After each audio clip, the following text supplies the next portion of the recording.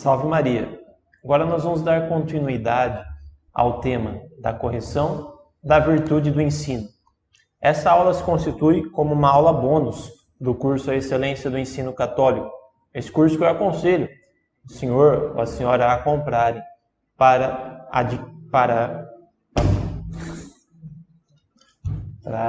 que a gente está precisando.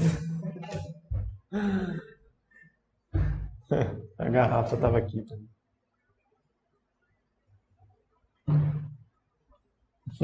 Mas não é só por isso.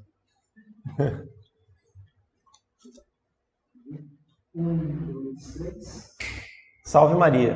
Nós vamos dar continuidade então ao tema da correção, virtude e ensino. Esta é a segunda parte de uma aula que se constitui como uma aula bônus do curso A Excelência do Ensino Católico. Um curso que foi dado por mim, professor Marcos Vinícius, do Instituto Regina Coeli. Este curso é muito importante para que nós entendamos qual é o papel do ensino católico como o melhor ensino que já existiu e que sempre vai existir, porque é o ensino do próprio Cristo. Este ensino é o ensino que nós vamos praticar no nosso colégio, o Colégio Católico Regina Coeli. Este curso ele foi planejado como parte da formação dos professores do Colégio Católico Regina Coeli e é muito importante que o senhor ou a senhora o adquira para que possa também conhecer profundamente as bases do ensino católico. E essa é uma aula bônus, uma aula que completa o curso, porque nela nós estamos tratando principalmente de um outro âmbito da razão humana, que é a vontade, já que no curso nós trabalhamos especialmente com o ensino da verdade. Agora nós estamos falando não somente da inteligência, mas também da vontade, enquanto o objeto da correção. Nós queremos formar as nossas crianças a partir da correção para serem homens e mulheres de boa vontade. Isso quer dizer homens e mulheres virtuosos. E para isso, nós precisamos deixar de lado muito daquilo que nos foi ensinado, principalmente pela filosofia e a pedagogia moderna. Nós já falamos um pouco disso na primeira parte, mas nós precisamos continuar. Segundo Enquist, na nova pedagogia, o professor se transforma num facilitador, num administrador.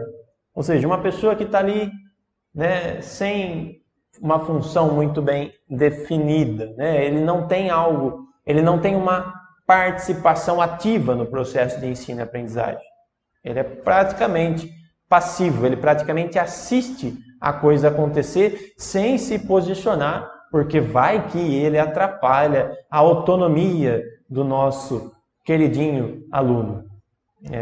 É mais ou menos esse o espírito da coisa. O professor se transforma num facilitador e num administrador, uma vez que, como foi dito, o ideal é a autonomia do aluno. Um ideal que entrega ao próprio aluno o desenvolvimento do pensamento e a aquisição dos conhecimentos.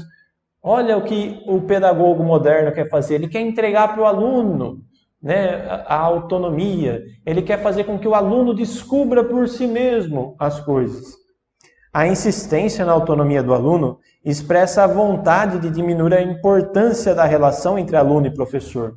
É este o problema. Quando nós forçamos a barra, como está se forçando principalmente por muitas pedagogias modernas e pós-modernas principalmente, quando nós colocamos como meta simplesmente a autonomia do aluno, nós estamos muitas vezes esquecendo do ensino, nós estamos muitas vezes esquecendo da meta que nós queremos atingir, que é a aquisição da verdade e a formação da vontade. E isso se dá por uma proximidade de aluno e professor, e ao mesmo tempo de uma influência drástica do professor sobre o aluno, uma vez que é desejável que o professor seja virtuoso e assim forme a virtude no aluno. A insistência na autonomia do aluno expressa a vontade de diminuir a importância da relação entre o aluno e o professor. Supõe-se que o aluno poderá encontrar um material interessante sobre algo que ainda não conhece e integrar os dados encontrados por ele mesmo aos conhecimentos anteriores. Ou seja, que qualquer aluno, sem preparação especial, pode fazer um trabalho de autor de apostila. O que nós estamos esperando do aluno? Que ele faça coisas que ele nunca vai conseguir fazer. Por quê? Porque ele é o aluno. Porque ele está ali para aprender de outro, que tem que necessariamente ter o conhecimento em ato. É isso que nós analisamos no curso da Excelência do Ensino Católico, quando estudamos a obra De Magistro de São Tomás de Aquino, que com certeza é a melhor obra que já existiu sobre o ensino. E no fim das contas, o que é que nós estamos promovendo com essa pedagogia maluca de deixar o aluno como centro, de dar simplesmente autonomia, de não interferir no processo de ensino-aprendizagem? O que é que a gente está fazendo com os nossos alunos? Eu vou dizer, nós estamos deixando-os órfãos. É isso que nós estamos fazendo. Nós estamos abandonando a ideia de paternidade espiritual. Nós estamos abandonando a ideia de ensino. O ensino é a transmissão da verdade. E a transmissão da verdade pressupõe, sim, como diz São Tomás de Aquino, a participação do aprendente, do aluno, do educado no processo. Nós não estamos desprezando o papel do aluno. Nós simplesmente estamos falando que o papel do professor é fundamental, porque ali ele é um pai espiritual, é dele que provém a verdade que o aluno vai se encontrar interiormente. O aluno se encontra interiormente. É isso que nós analisamos no curso da Excelência do Ensino Católico. Mas justamente por isso é que nós precisamos de uma influência drástica sobre ele. Ele aprende interiormente, mas pelo ensino que vem do exterior, a função do professor, que é exterior, que não é interior, é exterior sim a função do professor, ela não deixa de ser fundamental e essencial porque é exterior. Ela continua sendo importantíssima. E isso quer dizer, pai, isso quer dizer, mãe, que vocês, na hora de fazerem a educação do seu filho, vocês vão ter que se posicionar muito claramente enquanto pais, porque tem coisa que só o pai e a mãe ensinam. E estas coisas são as coisas mais importantes da vida, porque é justamente a virtude. Então a posição de um pai e de uma mãe deve ser a posição de um pai e de uma mãe. Não é de um irmão, não é de um amigo, não é de um colega. Meu Deus do céu! Amigos, os nossos filhos podem ter cerca de 7 bilhões que existem no mundo. Mas pai e mãe é só um. É só o senhor, é só a senhora. Então, os senhores precisam tomar consciência disso de uma vez por todas. A função paterna e materna na educação tem que ser muito bem definida e salvaguardada. Agora, olha o que vai dizer o Catecismo da Educação sobre esses pontos. A correção é um dever austero, mas sagrado, de uma prática difícil, mas de uma necessidade absoluta. Não é fácil. Não será fácil. Sempre será difícil. Mas nunca vai ser dispensável. Sempre será necessário corrigir os filhos. A correção é difícil e necessária. E quando falamos necessária, é algo que não pode faltar dentro de uma família.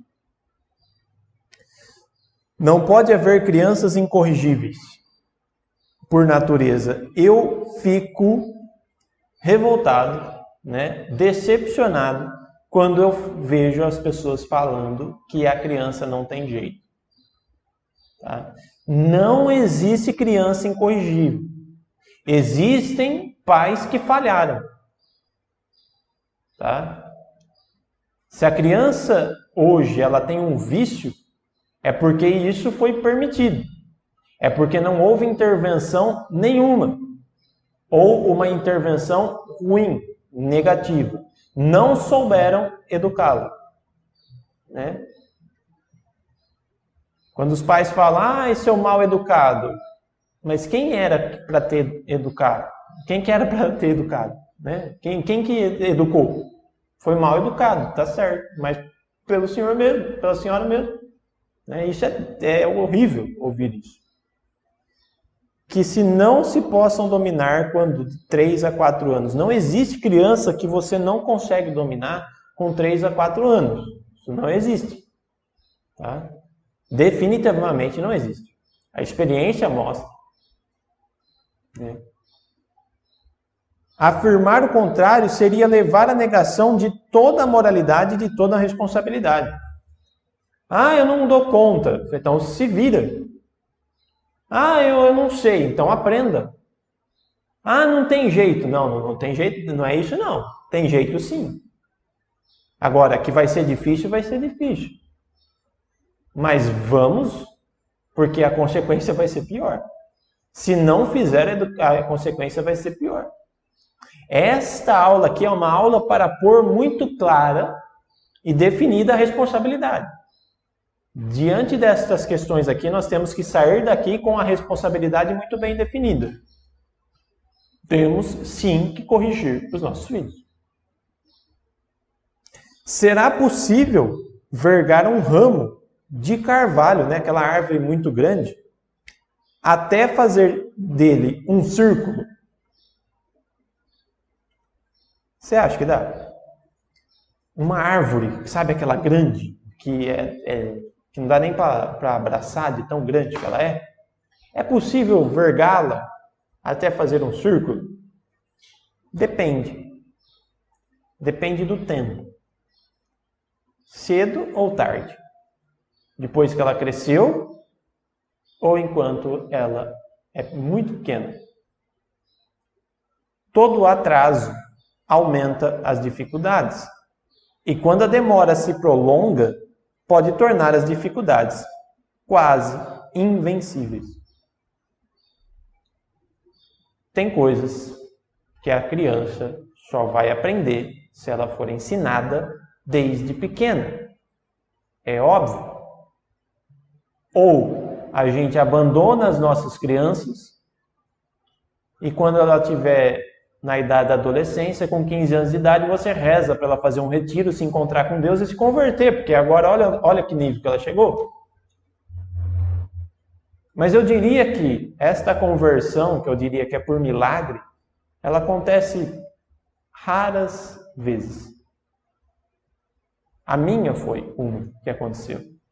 Mas das pessoas que conviveram comigo, quase ninguém se converteu a ponto de querer uma vida de santidade. Isso é muito raro. A santidade, o desejo da santidade, o desejo de fazer o bem, o desejo de buscar o céu, as virtudes teologais da fé e da esperança e da caridade, assim como as virtudes cardeais da temperança, fortaleza, justiça e a prudência, estas virtudes têm que ser formadas o mais rápido possível. E quando eu falo mais rápido possível, é a partir dos 8 meses de idade. De 1 ano de idade, no máximo, já pode começar. Não espere chegar aos 7. Muito menos aos 10. Impossível na adolescência. Não espere. Se os pais chegam a exceder-se, aí é outro ponto, né? Rebaixam a correção às proporções de uma questão pessoal. Ficam então apenas 2 egoísmos opostos um ao outro. E a criança poderá perguntar a si mesma: qual é a razão por que o seu egoísmo deverá ceder perante o egoísmo do outro? Quantos e quantos pais erram na correção porque exageram? Ou porque a fazem com orgulho, com uma vaidade. Você tem que me obedecer, eu sou seu pai. Mas por quê? Você, enquanto pai, está buscando a virtude? Você, enquanto pai, está buscando a santidade? Você, enquanto pai, já emendou-se dos seus vícios e dos seus erros? Se não, como é que você quer corrigir o seu filho? Seu filho vai olhar para você, vai olhar para a sua vida e vai falar: quem é o Senhor para me corrigir se o Senhor faz isso ou aquilo aí? Então é necessário tomar de uma vez por todas as rédeas da situação por completo. E isso passa primeiramente pela autoeducação. Importantíssimo tudo isso. Seria para desejar que se habituasse a criança a dizer obrigado ao pai e à mãe quando esses lhes prestassem o grande serviço de corrigir os seus defeitos. Qual que é a meta? É que a criança seja dócil à correção. Que ela sinta o amor do pai e da mãe quando o pai e a mãe a corrigem. E que ela chegue até um dia a dizer: obrigado, pai. Obrigado, mãe, porque os senhores me corrigiram. E assim eu aprendi a virtude que eu tanto estimo hoje. A virtude que me aproxima tanto de Deus. Eu devo-a aos senhores. Esta é a meta da educação dentro da família. É assim que nós precisamos caminhar. Uma árvore que brotou com maus frutos, bonitinha, a qual era necessário arrancá-la, libertando do pomar de maior sacrifício, não foi arrancada. Não foi arrancada. Cresceu, enraizou-se, e hoje ninguém mais a arranca. Essa é a história do vício. O vício é algo que foi crescendo e não foi arrancado. Não foi podado pela correção. Não foi podado pela correção fruto do amor. Houve pouco amor. O amor que era necessário para a correção, que era necessário para colocar as coisas em ordem, não houve ali. Houve um egoísmo, houve uma vaidade, houve uma preguiça paterna e materna, que foram a causa da falta de correção, que hoje, por sua vez, é a causa do vício. Ou seja, se nós queremos formar as crianças para a virtude, nós precisamos de uma correção com autoridade. Uma autoridade que nos foi dada do alto, quando Deus confiou os nossos filhos. Mas uma autoridade que nos foi dada por Deus, não simplesmente para ser exercida a nosso bel prazer. Uma autoridade que nos foi dada por Deus, para que nós, com ela e para ela também, passemos a ter uma vida reta, para assim sim conseguirmos educar de verdade, por uma vida de virtude que nós precisamos também ter. Terminando com Santo Antônio Maria Claret. Se é certo que hoje em dia vemos tantos filhos e filhas desobedientes, verdadeiros tiranos e verdugos de seus pais, a verdade é que estes são os únicos culpados por se terem esquecido deste conselho do Espírito Santo, ou da correção. Se hoje a gente vê tanta gente desobediente, tanta gente afastada de Deus, nós temos um culpado, ou dois culpados, principalmente, que são seus pais. Há uma culpa. Porque quando nós concebemos um filho, nós assumimos uma tarefa. Por isso há uma séria responsabilidade na relação conjugal, na relação sexual dentro do matrimônio. Nós precisamos conceber já sabendo que nós vamos ter que também educar. A alma do nosso filho é concebida e ao mesmo tempo é entregue a nós para ser formado. E isto é uma responsabilidade. E para isso nós precisamos crescer, viver de maneira madura dentro da pedagogia católica que nos ensina como fazer. Se alguém tivesse uma parreira muito estimada e ao ver o podador cortar-lhes os ramos inúteis e ela a chorar dissesse: não corte mais, deixe-os ficar assim mesmo, o que aconteceria? O que? A parreira se perderia. Pois o mesmo acontecerá em vossas famílias, se uma caridade imprudente, só porque ela chora, quereis impedir o ferro da correção. Então ela estará perdida, e vós com ela. Se na hora de podar nós ficarmos com dó, se na hora de pôr limites nós ficarmos com dó, nós colheremos os frutos. E esses frutos não serão bons. A poda, ela é necessária para o crescimento. O limite é necessário à ordenação. E a ordenação é o que vai gerar os frutos que nós realmente queremos ter nos nossos filhos. E se nós não os fizermos, ela estará perdida. Mas tem algo mais grave. E vós com ela. É muito grave isso. É muito difícil ouvir isso. Enquanto pai, é difícil até ler isso. Se minha filha se perder, se os meus futuros filhos se perderem, eu me perderei com eles. A nossa vocação, como diz Santa Giana Beretta Molla, é maior que a nossa própria vida. E para isso, nós precisamos cumpri-la por completo. E a educação faz parte da vocação matrimonial. Como é que nós vamos abandonar isso? Como é que nós vamos nos despreocupar disso, falando, a escola que se vira, a escola que resolve? Não é a escola que concebeu seu filho? Né? E por fim, a educação, como toda obra humana, vale o que custa. Tudo o que nós falamos aqui, tudo o que nós falamos no curso A Excelência do Ensino Católico, não tem nada fácil. Tudo é difícil. Tudo é obra para adulto. Tudo aqui exige maturidade. Tudo aqui exige responsabilidade.